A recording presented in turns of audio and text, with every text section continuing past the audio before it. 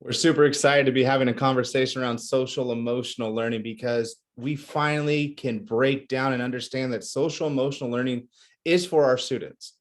And we've known that for a while now, but guess what we can have the conversation around now?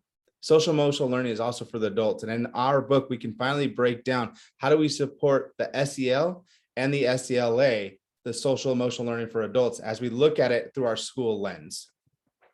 So we've developed some new tenets, some organization of social emotional learning post-pandemic. And the first area we focus on is strengths. How do we pay attention to the strengths that we have and the strengths that our students have and build their resilience? We move into identities, belonging, and social skills. How do we ensure that students feel welcome, belonging, and that we're honoring their identity while we develop skills and our own? The next tenet we developed was emotional regulation, followed by relational trust and communication skills.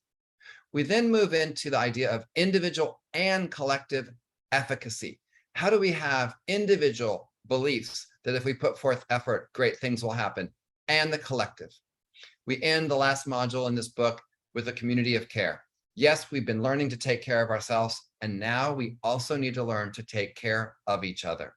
And this applies at the self level for us as adults, for our students, and then school-wide. And this is a playbook. That means it's interactive. There are lots of opportunities for activities to look at various assessments and so on. In each of the 6 modules, you'll have a building background section. What's the latest research on that? As well as connections in that module directly to CASEL and those CASEL connections. You'll also find in there a self-assessment as well as a case in point, an opportunity for you and colleagues to be able to take on a particular scenario and work through that. We're super excited about this work, and we can't wait to be able to share it with all of you.